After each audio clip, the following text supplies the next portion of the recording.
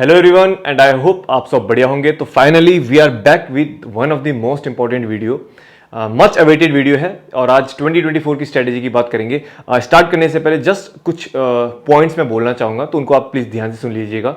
इससे पहले मैंने 2023 की स्ट्रेटेजी लाई थी एंड आप लोगों ने बहुत पसंद किया। तो जो 2023 को एग्जाम दे रहे हैं, आप 23 की स्ट्रेटेजी देखिए, ये भी देख सकते हैं। एंड अभी जो 25 में देंगे या 26 में देंगे, आप भी इससे थोड़ा आइडिया ले सकते हो। इसके बाद ऑब्वियसली अगर ज़रूरत पड़ी तो 25 की लाऊंगा, लेकिन इतनी ज़्यादा भी स्ट्रैटेजी नहीं बनानी चाहिए। But this is something which is very important and I will request कि भाई जो आप ये वीडियो देख रहे हो प्लीज़ इसको ध्यान से देखना। वीडियो बड़ा ज़रूर होगा, लेकिन बड़ा इसलिए होगा क्योंकि मैं चीज़ों को थोड़ा डिटेल में समझाऊंगा। एक और चीज़ बोलता हूँ आप लोगों को, यार देखो, यूपीएससी की प्रिपरेशन में सबसे एक इंपॉर्टेंट जो आपके पास क्वालिटी होनी चाहिए वो है पेशेंस की। 2 साल बाद आपने एग्जाम देना है, 2 साल आप अपने कीमती लगा रहे हो यूपीएससी एग्जाम के लिए। अगर आप ये वीडियो देख रहे हो that means you are serious aspirant. तो आधे घंटे अगर आप मुझे नहीं दोगे, इस वीडियो को अगर आधे घंटे नहीं दोगे आप अच्छे से, तो क्या फ़ायदा? आप इंपॉर्टेंट चीज़ें मिस आउट कर दोगे। फिर ये यहाँ पे आप आधा वीडियो देखोगे, फिर कहीं और जाओगे, वहाँ पे सर्च करोगे। आई एम श्योर इस वे में स्ट्रेटेजी आपको यूट्यूब पे कहीं नहीं मिलेगी, इसका मैं दावा ठोक सकता हूँ। हाँ, ये टाइम मैं काफ़ी टाइम से मैं बना रहा हूँ, तो अब आने स्टार्ट हो गए हैं, बट आई कैन से इस वे में कोई नहीं आपको समझाएगा। सो प्लीज़ थोड़ा सा टाइम दीजिए एंड आई मेक श्योर कि सारे आपके डाउट्स क्लियर कर दूँ। बिना टाइम वेस्ट करे स्टार्ट करेंगे, ठीक है? But I will request you please आप अच्छे से देखिए एंड जो रेगुलर देखेगा एंड तक देखिएगा, ज़रूर बताना किस किसने देखा, ताकि मैं आप लोगों के नाम नोट करूं ताकि मुझे याद रहे कि भाई कौन कौन एक सीरियस एस्पिरेंट है। एंड आप ये भी बताइएगा कि आपका ऑप्शनल सब्जेक्ट कौन सा है और अगला अटेम्प्ट कब है। आई विल ट्राई कि इसको शॉर्ट रखूं, लेकिन इसमें बहुत सारी चीज़ें होती है समझाने के लिए यार। इट्स नॉट दैट ईजी, इतना कॉम्प्लिकेटेड भी नहीं है। सीधे स्टार्ट करते हैं, ठीक है? ज़्यादा टाइम वेस्ट करना मुझे पसंद नहीं। इंस्टाग्राम अगर आप मुझे फॉलो नहीं करते तो IES_IPS_mentor। टेलीग्राम है, टेलीग्राम पे इसका मैं PDF डाल दूंगा आफ्टर सम टाइम ऑब्वियसली। और दूसरा है मेरी वेबसाइट है जहाँ पे मैं NCERT नोट्स अपलोड करता हूँ, तो मेरी वेबसाइट पे भी आप विजिट कर सकते हैं। बहुत सारे लगभग 25 सब्जेक्ट्स के तो डाल रखे हैं मैंने NCERT के, कुछ रिमेनिंग है उनके मैं डाल दूंगा। टेलीग्राम पे आप ज्वाइन कर सकते हैं। सीधे स्टार्ट करते हैं विदाउट वेस्टिंग द टाइम। देखिए, सबसे पहले बात है 2024 की स्ट्रेटेजी है, ठीक है जी। एग्जाम कब हो सकता है 2024 का? देखिए, अगले साल 28 मई को एग्जाम है, इस साल जून में है, तो समवट या तो लास्ट वीक ऑफ मई में होगा, most probably last week of May में होगा, otherwise first week of June में होगा। वो बात की बात है, लेकिन कुल मिलाकर बात यह है कि हमारे पास है 24 महीने। दैट इज दिस इज की 24 मंथ्स है हमारे पास। और यहां से मैं बोलूंगा कि बी कंसिस्टेंट। 4-6 घंटे भी अगर कोई बच्चा देता है, 4 घंटे भी अगर आप देते हो डेली बेस पे, आई कैन से कि आपका बहुत अच्छा चांस होगा, क्योंकि एट द एंड बात यही आती है कि कौन कंसिस्टेंट है कौन नहीं है। तो you consistency is something which you have to keep in yourself throughout this preparation. 24 month से सीधे स्टार्ट करते हैं। देखिए, जब भी हम प्रिपरेशन स्टार्ट करते हैं तो एक तरीका होता है प्रिपरेशन स्टार्ट करने का। पहले तो आपको अपना मन बनाना है कि whether you want to go for this exam और नॉट, ठीक है ना? आज थोड़ा सा अच्छे से समझाऊंगा यार, क्योंकि ये लाइफ का सवाल है, कैरियर का सवाल है, सालों साल देने पड़ते हैं। मैं नहीं चाहता कि कोई मेरा वीडियो देखे मिसगाइड हो जाए या फिर फालतू बहुत ज़्यादा मोटिवेटेड हो जाए। मैं एक तर्क की बात करूंगा। ये जो चीज़ आप देख रहे हो, ये मेरे 5 साल की एक्सपीरियंस है, जो मैंने एक्सपीरियंस किया है, जो मैंने समझा है। बहुत सारे एस्पिरेंट्स को देखा है, ऊपर जाते हुए, नीचे जाते हुए, डिप्रेस्ड होते हुए। तो मैं एक तर्क की बात करूंगा। सबसे पहले आपको अपना माइंड क्लियर करना है, whether I want to go for this exam और not. You have made up your mind, that is why you are here. चलो ये मान के चलता हूँ, आपका विजन क्लियर है, आपका एम क्लियर है। नाउ यू आर लाइक कि चलो मुझे सीधे प्रिपरेशन स्टार्ट करनी है। अब सबसे दूसरा काम क्या होता है? एग्जाम को समझना पड़ता है। अब यहाँ से मैं आपको स्टार्ट बताता हूँ। एग्जाम को समझेंगे, फिर अपने बेसिक्स कवर करेंगे, फिर उसके आगे थोड़ा सा और अपने जो बेसिक्स हैं उनको और ब्रशअप करेंगे, थोड़ा और एडवांस नॉलेज गेन करेंगे। उसके बाद अपने आपको टेस्ट करेंगे and you are good for this exam, ठीक है ना? You are good to go. सबसे पहली बात आती है फेज 1 की। सीधी सी बात है, देखिए अभी मई का महीना है। मई के महीने में मैं बोलता हूँ कि 14-15 महीने थोड़ा सा अपने सेटलमेंट कीजिए, चीज़ों को थोड़ा सेट करिए, पेंडिंग वर्क कंप्लीट करिए। जून से अपनी प्रिपरेशन स्टार्ट करिए। ऐसा नहीं होना चाहिए कि आप सीधे कल से प्रिपरेशन स्टार्ट करो। अपना माहौल बनाओ, थोड़ा सा रूम सेट करो, स्टडी टेबल सेट करिए, कुछ किताबें हैं उनको अरेंज कर दीजिए, ताकि आप जब पढ़ाई करें तो आपको डिस्टर्बेंस या ऑब्स्टिकल्स ना फेस हो, ठीक है ना? हर एक तरीका होता है इस एग्जाम को करने का। This is not the toughest exam. मैंने 2 गलतियां करी थी, इस वीडियो के एंड में बताऊंगा। वो 2 गलतियां मत करना बस, ठीक है ना? वो 2 ही मेरी मिस्टेक्स थी। अगर कोई बोले कि आपका एग्जाम क्यों नहीं निकला, just because of those 2 mistakes ये एग्जाम नहीं निकला। बस वो गलतियां आप मत करना भूल से भी। सबसे पहले स्टार्ट करते हैं फेज 1। देखिए, जब भी आप प्रिपरेशन स्टार्ट करेंगे, अब आपने मन बना लिया कि I want to go for this exam, सालों की मेहनत है। अब आप एग्जाम को समझेंगे, this is very very important. बच्चे सीधे स्टार्ट कर देते हैं एनसीईआरटी, लक्ष्मीकांत। अरे पहले समझ तो लो एग्जाम को भाई, एग्जाम की रिक्वायरमेंट क्या है, एग्जाम चाहता क्या है आपसे भाई, एग्जाम में कैसे क्वेश्चन आते हैं, टॉपिक्स कौन कौन से आते हैं, ऑप्शंस क्या होते हैं, ये पता तो होना चाहिए। आप सीधे जंप कर दोगे प्रिपरेशन में, that is not the right thing.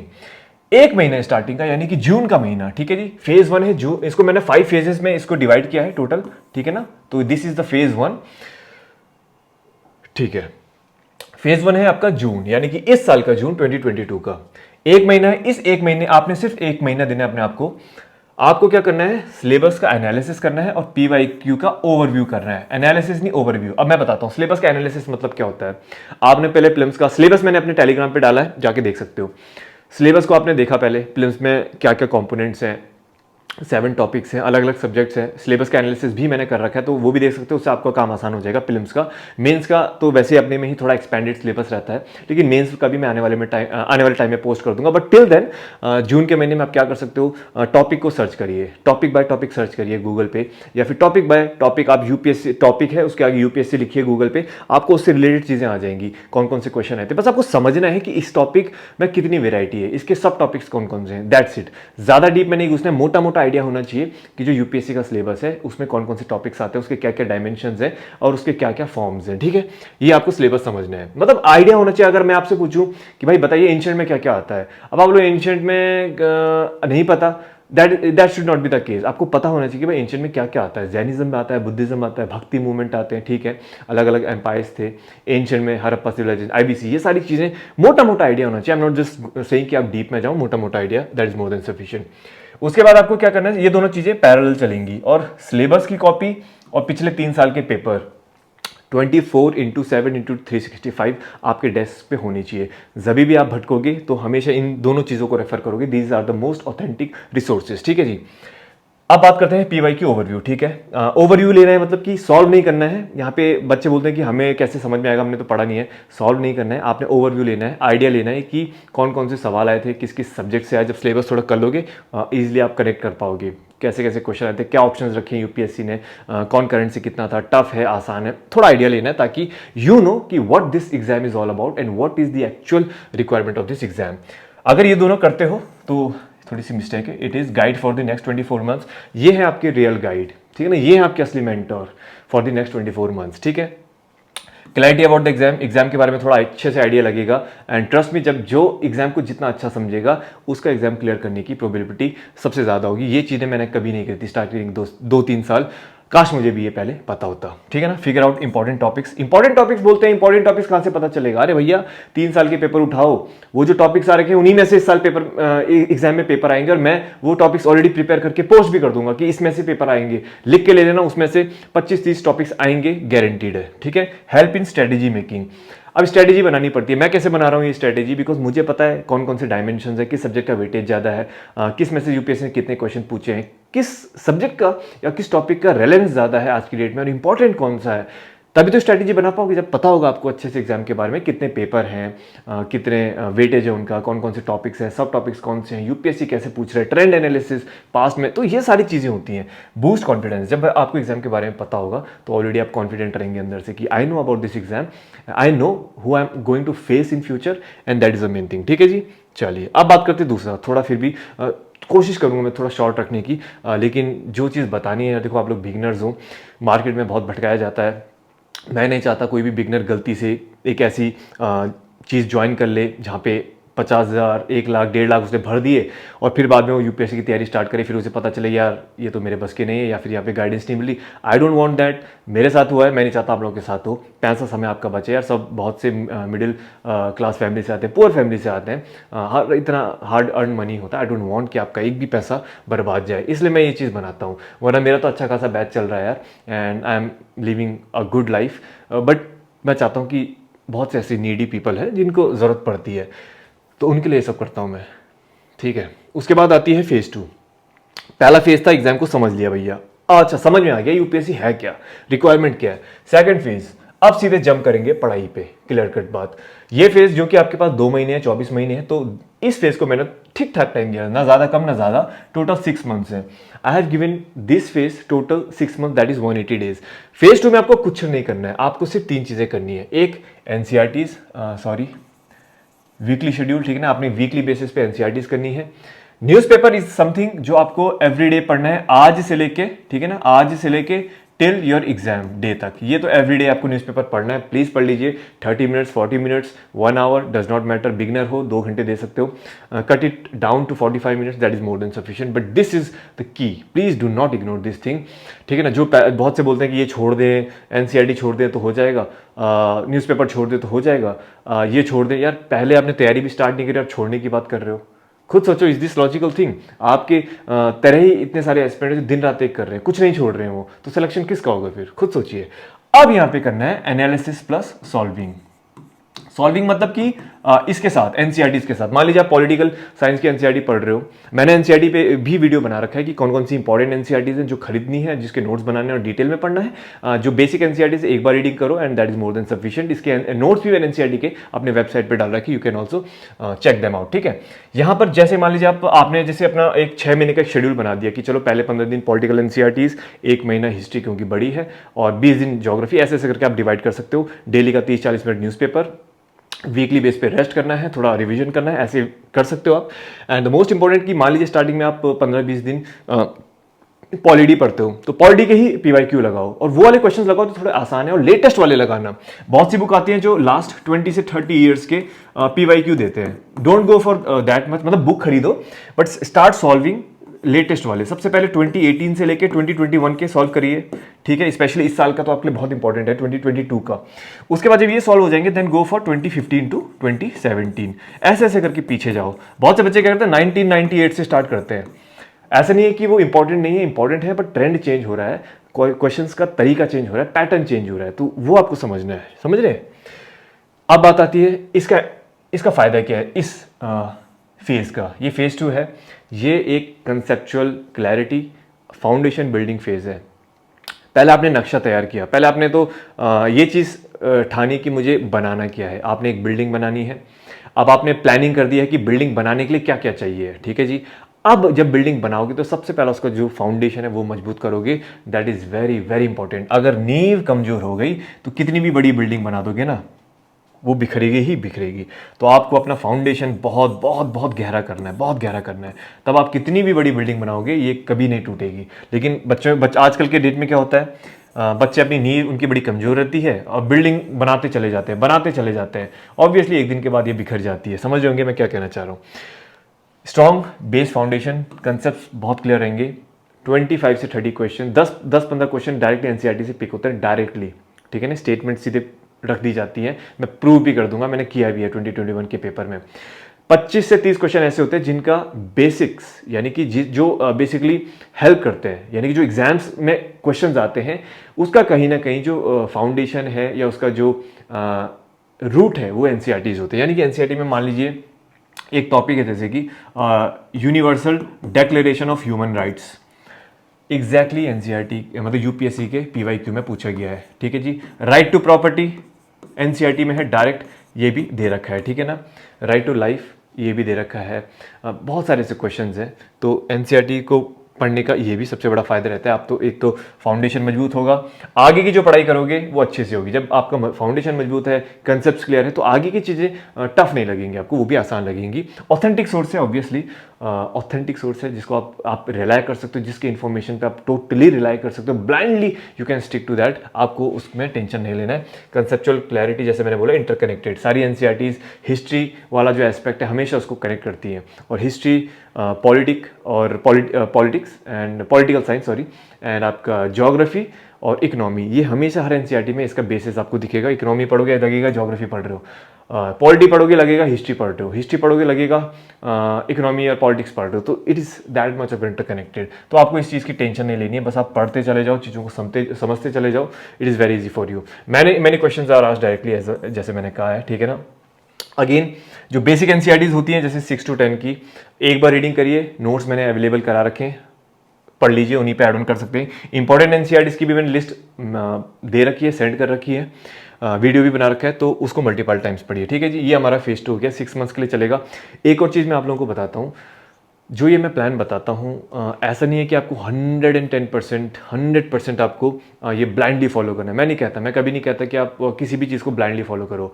I am not saying I am wrong, but I am not saying कि this thing can work for each and everybody, ऐसा नहीं है। अगर आप ये मैंने एक ढांचा बताया आपको कि ठीक है इस वे में आपको प्रोसीड करना है, स्पेशली बिगनर्स को कुछ आइडिया नहीं होता है, तो उनके लिए this is very helpful.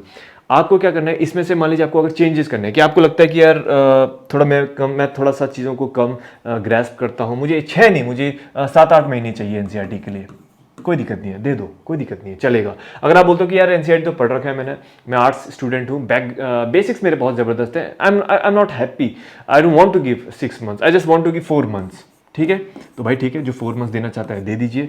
So this is what I am talking about. You can make changes as per your convenience, make changes as per your needs. There is no fix rule कि जो मैं बता रहा हूँ exactly ऐसे करना है, but इसी के इर्द गिर्द कोशिश करना, चीज़ें आप इस वे में आगे बढ़ो, ठीक है ना। अब बात करते हैं, देखिए उसके बाद क्या है कि अब आपने 6 महीने अच्छी खासी पढ़ाई करी है, तो आई एम श्योर कि हो सकता है कईयों के टारगेट्स पूरे हो सकते हैं, नहीं हो सकते हैं, कईयों का कुछ छूट जाएगा, बहुत सारी चीज़ें होती हैं, पर्सनल इश्यूज़ होते हैं, फैमिली इश्यूज़ होते हैं, हेल्थ इश्यूज़ होते हैं। 1 महीना मैंने रिजर्व में दिया है, रिजर्व में दिया है मतलब कि आफ्टर 6 मंथ्स, जनवरी का जो अगले साल का महीना है, मुझे पता है थोड़ा सा न्यू ईयर रहता है, न्यू ईयर वाइब्स रहती हैं, ठीक है ना, बहुत से ट्रैवल करते हैं, घूमने जाते हैं, तो थोड़ा सा पढ़ाई डिस्टर्ब हो सकती है, ऐसा होना नहीं चाहिए, बट ठीक है। तो आप क्या कर सकते हो, इस 1 महीने में जो भी आपने पिछले जो 6 महीने हैं उसका रिवीजन करिए। सबसे पहले जो भी आपने अभी तक पढ़ा है उसका रिवीजन करिए, प्लस अगर कुछ पेंडिंग टॉपिक्स हैं जो कंप्लीट नहीं कर पाए आप वो करिए, और साथ में जो आगे का फेज है उसके लिए प्लान करिए, कि उसके लिए किताबें रेडी रख दीजिए कि चलो अब अगला फेज आने वाला है, because next phase is the game changer, most important phase. वहाँ पर जिसने गलती कर दी हाथ से निकल जाएगा पेपर, सीधे मुंह पे बोलता हूँ, ठीक है, क्योंकि मैं किसी को धोखे में नहीं रखना चाहता। यूपीएससी एग्जाम भले it's not impossible, but again it can not be taken lightly, ठीक है ना। ये एग्जाम ऐसा है जहाँ पे कंसिस्टेंट एफर्ट्स तो चाहिए होते हैं, बट इसका मतलब ये नहीं कि आप इसको इतना हल्के में लो कि यार 2 साल है, मैं कंसिस्टेंटली पढ़ूंगा, सब कवर कर रहा हूँ, हो जाएगा, हो ही जाएगा, इतना भी ओवर कॉन्फिडेंट नहीं होना चाहिए, ठीक है। Now comes the phase 3 which is the most important phase. Please इस फेज में गड़बड़ी मत करना। ये फेज है जो इस पे ही निर्भर करेगा आपका सिलेक्शन, पूरा सिलेक्शन की बात कर रहा हूँ, not just for prelims but for also mains and interview. ये फेज आपका बहुत लंबा चलेगा, क्योंकि जाहिर सी बात है अभी तक 2 साल है आपके पास, तो कोई ना कोई चीज़ तो मेरे को स्ट्रेच करनी ही थी। सो this is the phase, February 23 से February 2024 तक ये फेज चलेगा, दैट मीन्स अराउंड 1 ईयर, यानी 13 मंथ्स का ये फेज है, 390 डेज, ठीक है जी। ये फेज चलेगा, मोस्ट इंपॉर्टेंट फेज है, प्लीज़ फिर से सुन लीजिए, मैं एम्फेसिस कर रहा हूँ बार बार इस पर। जैसे आपकी एनसीईआरटी कंप्लीट हो जाती है, when you will jump two phase 3, this is the game changer. यहाँ पे आप करेंगे बहुत सारी चीज़ें, ऑप्शनल यहाँ पे प्रिपेयर करेंगे, स्टैंडर्ड बुक्स यहाँ पर पढ़ेंगे, GS 1-2 कोर सब्जेक्ट्स आप यहाँ पर अच्छे से कवर करेंगे, आंसर राइटिंग यहाँ पर करेंगे, मॉक्स यहाँ पर लगाएंगे, सो लॉट्स ऑफ थिंग्स, बहुत सारी वेराइटी है। So this thing can not be taken lightly. Obviously GS 1-4 आप यहाँ पे कंप्लीट करेंगे कैसे मैं बताता हूँ। पहले बताता हूँ कि इस फेज में करोगे क्या, किस वे में आपको करना है वो भी मैं बताता हूँ। और बात आती है बुक लिस्ट की, वैसे मैंने अपनी बुक लिस्ट भी यूट्यूब पे ऑलरेडी पास में डाल रखी है, बट ऑब्वियसली अभी मैं थोड़ा अपडेट कर रहा हूँ उसको, कोशिश कर रहा हूँ और क्रिस्प करने की, ठीक है ना, क्योंकि मैंने भी अननेसेसरी रिसोर्सेज फॉलो करे थे, and I am just searching alternative for them, ठीक है ना। वो भी मैं पोस्ट कर दूंगा। ऑप्शनल आपको यहाँ पे कवर करना है, मॉक्स लगाने स्टार्ट कर देने, obviously now it is the right time. Films आपने कर लिया है, न्यूज़पेपर भी आप पढ़ रहे हैं अच्छे खासे, now I think it is the right time to go for mocks. और कैसे लगाने हैं मॉक्स ये भी मैं बताता हूँ। आंसर राइटिंग भी आपने यहाँ पे स्टार्ट करनी है, कैसे करनी है वो भी मैं अभी बताऊंगा। करंट अफेयर्स अब डिटेल में पढ़ना है, यानी कि अभी आप लोग करंट अफेयर एक महीने का लाइटली पढ़ सकते हो, ठीक है जी, बट मई से थोड़ा सा, वैसे जनवरी फेब से आप फेब मार्च से कर सकते हो लाइटली, मई से आपको अच्छे से पढ़ना है। मंथली मैगजीन, दैट इज एक मंथली मैगजीन फॉलो करिए, that is more than sufficient. Go, you can go for vision, मैं कहता हूं उसको दृष्टि वाली मैगजीन के साथ सप्लीमेंट कर दो, सफिशिएंट है। Newspaper, monthly magazine, that's it. Unnecessary कुछ नहीं पढ़ना है, फालतू टाइम वेस्टेज है। जो भी इंटरनेट पे वीडियोस आ रहे हैं, कंपाइलेशंस आ रही हैं, क्रैश कोर्स आ रहे हैं, सभी नहीं मैगजीन से आ रहे हैं, न्यूज़पेपर से ही आ रहे हैं, तो एक जगह पढ़ो, डोंट वेस्ट योर टाइम। उसके बाद है revision. Yes, this is important. आपको डेली बेस पे तो रिवीजन करना है, जो भी सुबह से आपने पढ़ा दिन भर, रात को 1 घंटा देना है आपने रिवीजन के लिए। उसके बाद वीकली बेस पे करना है, मंडे टू सैटरडे जो भी पढ़ा है, उसके बाद संडे को आपने पूरे दिन रिवीजन करना है। और उसके बाद है मंथली बेस पे 1 to 27 तक जो भी पढ़ा है, आखिरी के 3 दिन आपने रिवाइज करना है, ठीक है ना, लास्ट के 3 डेज। तो ये सारी चीज़ हो गई। ठीक है, अब बात आती है कि ये कैसे करना है। देखिए, वैसे इनको भी मैंने सेपरेटली अलग सी वीडियो में एक्सप्लेन कर रखा है, बट आई नो आपके पास टाइम कम है, बहुत बिजी हैं सारे लोग आजकल, बहुत सारे काम होते हैं ना, तो बिजी हैं सब, I understand that, I respect your time.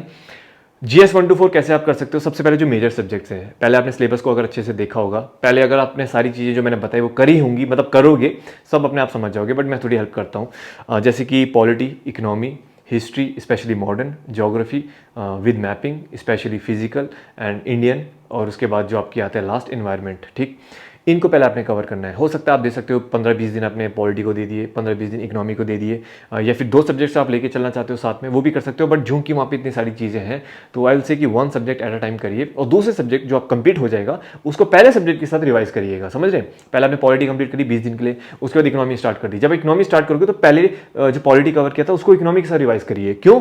क्योंकि साथ में आपको ऑप्शनल भी तो करना है। यस, ऑप्शनल इज समथिंग जो कि 5-6 महीने सफिशिएंट है। डेली अगर 1.5-2 घंटे पढ़ते हो तो आप या तो फरवरी से स्टार्ट करके जून जुलाई में ऑप्शनल कंप्लीट कर दो, या जून जुलाई में स्टार्ट करके दिसंबर में कंप्लीट कर दो, बट दिसंबर में आपका ऑप्शनल कंप्लीट हो जाना चाहिए 2023 में, क्योंकि बहुत से बच्चे एंड के लिए छोड़ते हैं मार्च अप्रैल तक, तब भी नहीं हो पाता है, फिर वो सोचते हैं कि प्रीलिम्स निकल जाएगा तब ऑप्शनल करेंगे, हाथ से निकल जाएगा mains. You have to revise at least 3 to 4 times before writing your mains examination, specially for optional, और इनफैक्ट बाकी सब्जेक्ट में भी। तो you can not take this thing lightly.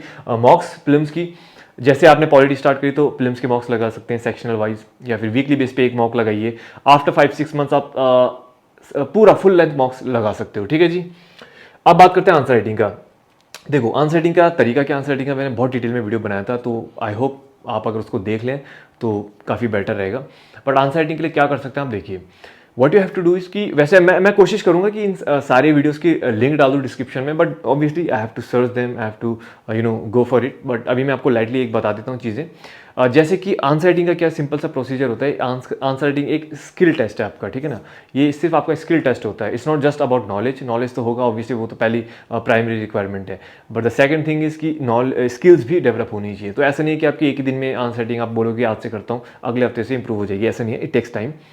आप क्या कर सकते हो, जब आप एनसीईआरटी पढ़ोगे तो एनसीईआरटी के जो बैक क्वेश्चंस होते हैं आप उनको ही माइंड में सोचिए, ठीक है ना। जैसे कि मैं अपने बैच में वो डिस्कशन करवाता हूँ, इसलिए करवाता हूँ ताकि वो थिंकिंग एबिलिटी बढ़े। जितनी आपकी थिंकिंग एबिलिटी बढ़ेगी उतनी ही आपकी राइटिंग एबिलिटी भी बढ़ेगी, बिकॉज जो भी सारी चीज़ें पास होती हैं वो आपके माइंड से होते हुए जाती हैं। आप कुछ बोलते हो पहले सोचते हो तब बोलते हो, आप कुछ लिखते हो तो पहले सोचते हो फिर लिखते हो, तो everything is going from here. तो this has to improve, that is the ultimate गोल।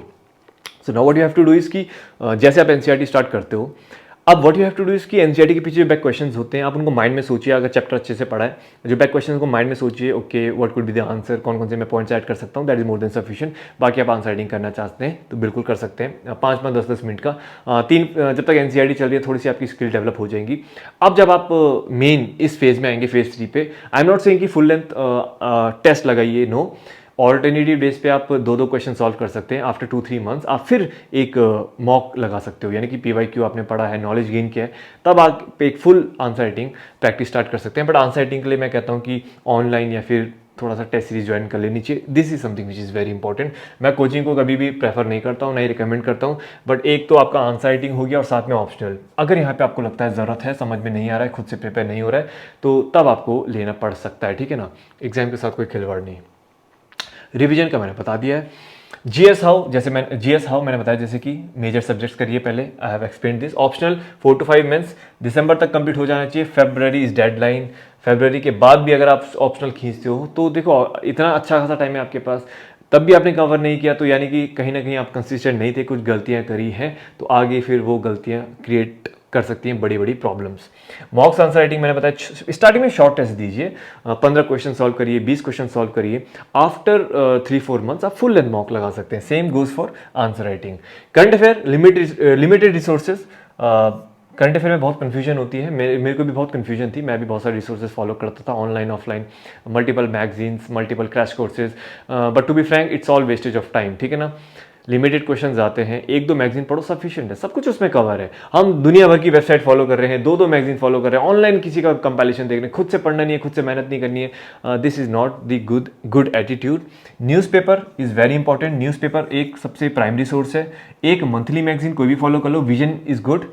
क्योंकि अगर एंड में आपको रिवीजन मानना है तो PT 365 कर सकते हो, बट नो नीड। अगर कोई मंथली मैगजीन विजन की टाइम टू टाइम अच्छे से कर रहा है तो PT 365 पढ़ने की ज़रूरत नहीं है। साथ में आप एड ऑन के लिए दृष्टि की ऐड कर सकते हो। मेरे को बहुत अच्छी मैगजीन लगी, काफ़ी डाइवर्स है मतलब काफ़ी सारे टॉपिक्स हैं, काफ़ी वेराइटी है, काफ़ी डाइवर्स मैगजीन है। 3 ये हो गए एंड दैट इज़ इट। और कुछ नहीं पढ़ना, ख़त्म बात। योजना भी नहीं पढ़ना, बिकॉज योजना भी इशू बेस्ड आती है। कभी आपको लगता है कि हाँ यार एजुकेशन पे, हेल्थ पे, बजट या फिर कुछ स्कीम्स पे कोई एक अच्छा इशू आ रखा है, वो पढ़ सकते हो। बट अगर आपको लगता है कि यार ये योजना का जो इशू है it's not that important, it doesn't seam so important, you can skip it. ठीक है जी। न्यूज़पेपर के नोट्स, एक्चुअली ये तो मैंने अपने बैच के लिए रखा था, तो that is Y. But notes आपको नहीं बनाने, नोट्स इज़ नॉट कंपलसरी। लेकिन एक और चीज़ बोलता हूँ, देखो कभी कभार ऐसा होता है कि अच्छा टॉपिक आ जाते हैं, कई बार न्यूज़ के कुछ अच्छे टॉपिक्स आ जाते हैं जो मैगजीन्स में कवर नहीं होते हैं। कभी हम ऑनलाइन ब्राउजिंग करते हैं तो अच्छा कोई पॉइंट मिल जाता है, न्यूज़पेपर में अच्छा कोई पॉइंट मिल जाता है, तो उसे आप ऐड ऑन कर सकते हैं अपने नोट्स में, यानी कि अपनी मंथली मैगजीन में A4 साइज़ की पेपर चिपका के उसी में ऐड ऑन कर सकते हो। No need to make unnecessary notebooks. ठीक है ना। नोट मेकिंग का भी मैं एक और चीज़ बता देता हूँ, शॉर्ट नोट्स तो होने चाहिए आपके पास, यानी कि हर एक टॉपिक का तो नहीं बोलूँगा, तो एक सब्जेक्ट में टॉपिक्स भी इंक्लूडेड होंगे ऑब्वियसली। सब्जेक्ट वाइज नोट्स होने चाहिए। अगर जैसे पॉलिटी है तो 15-20 पन्ने के पॉलिटी के क्विक क्रिस्प नोट्स होनी चाहिए। गवर्नेंस के 7-8 पन्ने के हो गए, जैसे इकोनॉमिक्स के 20-25 पन्ने के हो गए, मॉडर्न हिस्ट्री के 15-20 पन्ने के हो गए, मेडिवल के 5-6 पन्ने। ये क्विक नोट्स होने बहुत ज़रूरी है आपके पास, क्योंकि ये नोट्स कब काम आएंगे? Before prelims and before mains. आज आपका मेंस का पेपर है, 2 बैक टू बैक पेपर हैं, कल आपका फिर मेंस का पेपर है। You just get only 2-3 hours to revise, so in that 2-3 hours you will revise the notes that you have made so precisely. So this is the importance of notes, जो end में काम आते हैं। बट अभी से note making पे time waste मत करना, because now you are a beginner, you don't know what you need to write, what you need to skip. अभी उस चीज़ पे आप फोकस मत करिए, but currently you just need to focus on कि अभी नॉलेज गेन करना है, चीज़ों को समझना है। जब चीज़ों को समझ लेंगे, जब वो थोड़ी एक्सपर्टीज आ जाएगी, then you can jump into notes. ठीक है ना। चलिए, this phase will decide your selection, trust me, this phase will decide your selection.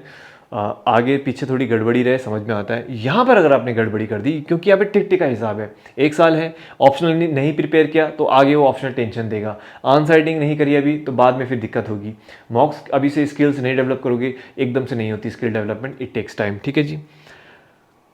चलिए, उसके बाद फिर अगले फेज पे आता है। आई होप ये फेज समझ में आ गया होगा। ये वाला फेज थोड़ा कॉम्प्लिकेटेड है, आई नो। इसके रिगार्डिंग आपको कोई भी डाउट या कोई भी प्रॉब्लम आती है, ठीक है, आप मुझे कमेंट्स में आप कमेंट करिए, कमेंट सेक्शन में। कोई भी दिक्कत है मैं आपको आंसर कर दूंगा। ठीक है ना। जैसे मैं हर कमेंट को करता हूँ, तो कोई भी प्रॉब्लम आती है आप कमेंट करिए, मैं उसको सॉल्व कर दूंगा। ठीक है जी। ओके। एंड एक और चीज़ मैं बताता हूँ कि जिसमें जैसे मैंने इसमें आवर्स मेंशन नहीं किए थे कि कितने घंटे पढ़ना है। देखो, मैं नहीं कहता कि 8-10 घंटे पढ़ो या 4 से 6 घंटे पढ़ो। आई एम सेइंग कि जो आपने टारगेट्स रखे हैं आप उनको फॉलो कर दो, that is more than sufficient. आपने अपने टारगेट्स बनाई है, उनको फॉलो करिए। अगर आप घंटे के हिसाब से पढ़ना चाहते हैं तो मेक श्योर कि 4 to 6 hours, कम से कम 6 hours की क्वालिटी पढ़ाई हो। बाकी 18 hours you have, you can use the way you want to use them. ठीक है ना। So that's the thing. चलिए, फिर उसके बाद हाँ, अब आता है जैसे कि ये था कि फरवरी 2023 से 2024 तक। उसके बाद क्या है, जाहिर सी बात है 1 साल का फेज़ है, तो ये पूरा 1 साल का फेज़ है, 390 डेज़ का। ठीक है ना। तो डोंट गेट कंफ्यूज किया एकदम से 24 में कैसे आ गया, 23 से 24 तक है। ठीक है। अब ये है आपका मार्च। ठीक है। अब आता है मार्च का महीना। अब आपने ठीक है काफ़ी सारी चीज़ें कर ली हैं, NCERTs भी पढ़ ली है, ऑप्शनल जो सारा एज प्लान था वो सब कवर कर लिया है। अब बात करते हैं मार्च का महीना, एक ट्रांजिशन फेज है। इसको मैं ट्रांजिशन फेज इसलिए रखता हूँ क्योंकि अब धीरे धीरे प्रीलिम्स मेंस आप साथ में जो पढ़ाई कर रहे थे, अब मेंस की तैयारी आपको थोड़ी छोड़नी है और प्रीलिम्स की तैयारी अब स्टार्ट कर देनी, क्योंकि एग्जाम है अब सर पे। ठीक है। ये है ट्रांजिशन फेज। इस फेज में क्या करना है, आपने कुछ नहीं करना है। 1 महीने का फेज है। अब यहाँ पे आंसर राइटिंग स्टॉप कर देंगे आप। आंसर राइटिंग अब एकदम रोक दो। बहुत कर ली आंसर राइटिंग, 1 साल जितनी करनी थी। ठीक है ना। जिसने नहीं करी अब ज़्यादा कुछ फर्क पड़ने भी वाला नहीं है। ठीक है ना। तो आंसर राइटिंग छोड़ दो। मॉक्स अभी मत लगाओ, इस महीने मॉक्स मत लगाओ जो प्रीलिम्स वाले होते हैं। अभी आपको फोकस करना है रिवाइजिंग ऑन मेंस सिलेबस। जो भी आपने पिछले 1 साल तक मेंस की रिलेटेड जो भी चीज़ें पढ़ी है, आप उनको रिवाइज करोगे, पहली चीज़।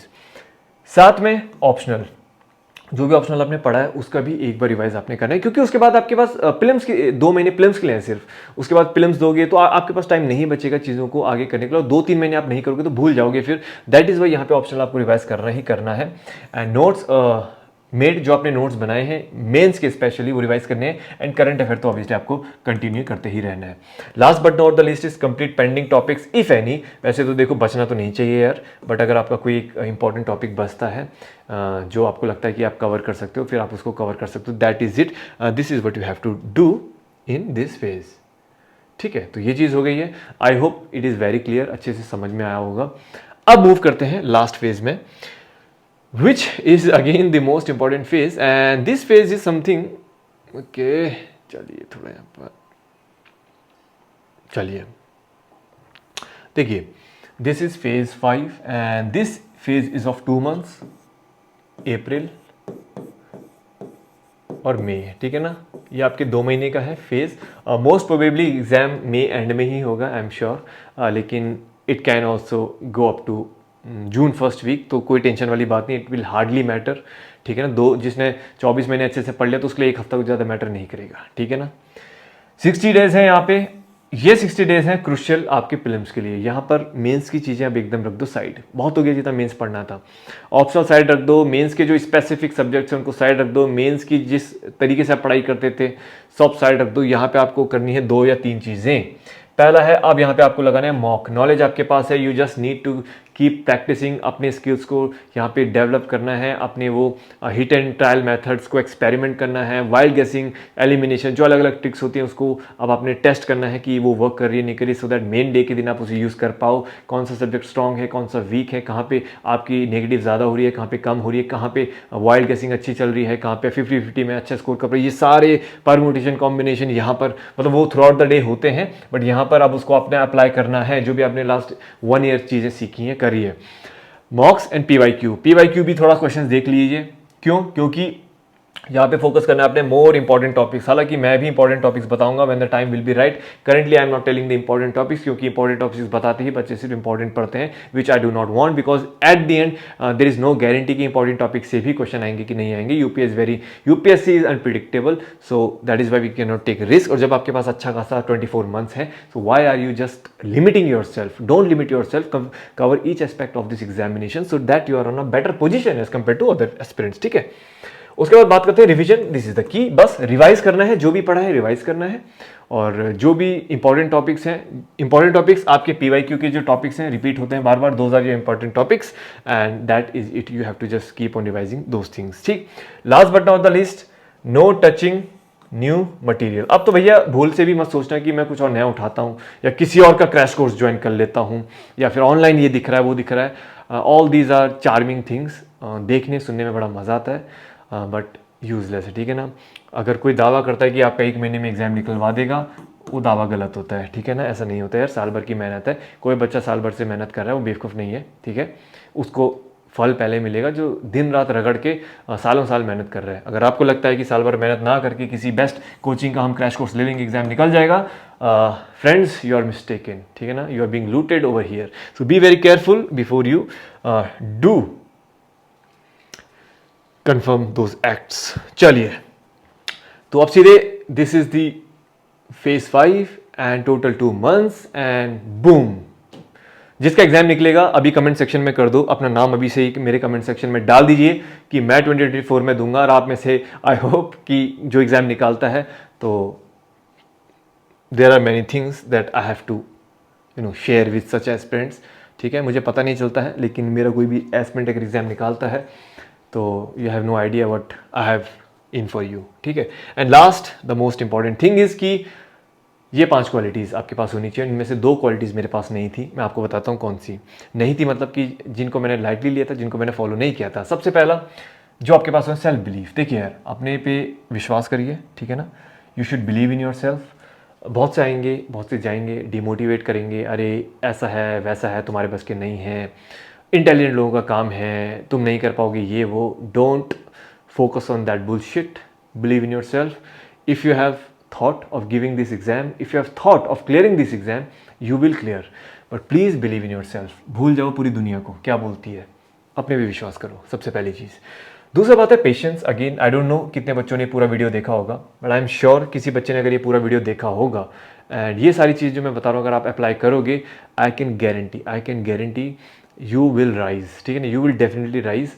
बट अगर वो ये कि अगर आधे घंटे का वीडियो कोई बच्चा ध्यान से नहीं देख पाया तो फिर वो 40 मतलब 24 मंथ्स तक वो कैसे पेशेंस रख पाएगा? जो आधे घंटे का पेशेंस नहीं रख पा रहे हैं यहाँ पे, वो 24 मंथ्स का पेशेंस कैसे रखेगा? I don't think so that's possible. तो कॉन्ग्रेचुलेशन अगर आप यहाँ तक पहुँचे हैं, and my best wishes to you. And self discipline is very important, ठीक है ना, सेल्फ डिसिप्लिन होना चाहिए, यानी कि सेल्फ कंट्रोल होना चाहिए। Things that you have plan for your self, कि भाई मुझे ये करना है, ये चीज़ें नहीं करनी है, तो that is something which is called self discipline, ठीक है। You have to be self discipline. कोई यहाँ पे आपको बोलेगा नहीं कि पढ़ो, आप नहीं पढ़ोगे, डजेंट मैटर टू एनीबडी, ठीक है ना। आप करोगे, again doesn't matter to anybody. तो it is your life, you have to take the responsibility. कोई डंडा लेके नहीं खड़ा होगा। स्कूल कॉलेज का ज़माना अलग था, this is a competitive exam. यहाँ पे है सेलेक्टेड सीट्स आईएएस की, ये आईएएस की सीट्स हैं। यहाँ पे सिर्फ वही 180 बच्चे आएंगे जिन्होंने दिन रात मेहनत करी है, तपस्या करी है, पहली चीज़। दूसरी बात आती है एग्जाम। कॉलेज, स्कूल और कॉलेज की बात क्या आती है, वहाँ पे कोई सीट्स नहीं होती थी। पासिंग मार्क्स हैं, 50 लाओ पास हो जाओगे। यहाँ पर 50-60 से फ़र्क नहीं पड़ता। फ़र्क पड़ता है टॉप 80 रैंक आएगी तो आईएएस मिलेगा, ख़त्म बात। Does not matter how talented और स्किल्ड पर्सन यू आर। तो प्लीज़ ऐसी गलती मत करना, ठीक है। सेल्फ बिलीफ था, patience, self discipline, hard work तो करना पड़ेगा। कई सोचते हैं कि स्मार्ट वर्क कर लेंगे, की टॉपिक्स हैं, की पॉइंट्स हैं, उनको पढ़ लेंगे और तिगड़मबाजी लगा देंगे, ये क्रैश कोर्स ज्वाइन कर लेंगे, ये कोचिंग ज्वाइन कर लेंगे, ऐसा कर लेंगे, वैसा कर लेंगे, न्यूज़पेपर ना पढ़ के एनालिसिस वीडियो देख लेंगे आधे घंटे का, और मंथली मैगजीन कौन पढ़ेगा यार, टाइम वेस्ट होता है, PT3 चाहे पढ़ लेंगे और ये पढ़ लेंगे, वो पढ़ लेंगे, निकल जाएगा फर्स्ट क्लास। ये देखो स्मार्ट वर्क करा भाई हमने, स्मार्ट वर्क। ऐसा नहीं होता है। Hard work is the first priority. इसके बाद अगर कोई स्मार्ट वर्क करेगा वो निकालेगा, ठीक है ना। पहले हार्ड वर्क, फिर उसके बाद smart work, and last consistency. इसकी तो क्या ही बोले। This alone is the most important thing. If you are consistent means you are dedicated, if you are dedicated means you are motivated, if you are motivated means you have a vision, if you have a vision means you are in a right direction। एक चीज है और सारी qualities उसमें समा गई है। अब मैं बताता हूं मैंने कौन सी 2 गलती करी थी। पेशेंस था मेरे पास, सेल्फ बिलीफ, पेशेंस था मेरे पास, सेल्फ बिलीफ तो हद से ज्यादा है। I believe in myself, yes I can do it. Hard work, yes I was hard working, no doubt, but ये नहीं था यार। I did not have self discipline. जो एक डिसिप्लिन जो होता है कि जो टाइम पे उठना, टाइम पे सोना, अपने शेड्यूल को प्रॉपरली फॉलो करना, जो चीज़ आपने प्लान करी है उसको फॉलो करना, ये चीज़ नहीं थी मेरे पास। और अगेन फिर ये चीज़ नहीं है ना तो फिर ये भी नहीं होगी अल्टीमेटली। तो दीज 2 थिंग्स आर इंटरकनेक्टेड। तो I was not consistent and that is why I am guiding you all here. जो गलतियाँ मैंने करी हैं तो आप लोग वो मत करना, and let the journey begin, ठीक है। आई होप इसके बाद नहीं होगा। चलिए, तो बस यही है guys, let the journey begin, and thank you so much अगर इसने पूरा वीडियो देखा है। लंबा वीडियो है एंड आई नो पेशेंस नहीं है आज के पास किसी के पास कि आधे घंटे का अपने कैरियर से रिलेटेड भी किसी को वीडियो नहीं देखना है। This is the reality. अगर यहाँ पे कोई रोस्ट वीडियो होता तो शायद खुशी से सब देखते, बट आपको खुद सोचना है कि आपको कैरियर बनाना है या बिगाड़ना है, ठीक है ना। तो thank you so much, and बाकी आपको कोई दिक्कत आती है तो बेशक आप मुझे कमेंट कर सकते हैं। 2024 का बैच ऑब्वियसली अगले साल लॉन्च होगा, तो आई होप आप में से ही कोई 1 साल अच्छे से पढ़ के हमारा बैच अगर ज्वाइन करेगा तो I be very happy, and that's it, ठीक है। Thank you so much guys, and see you in next video, and all the very best.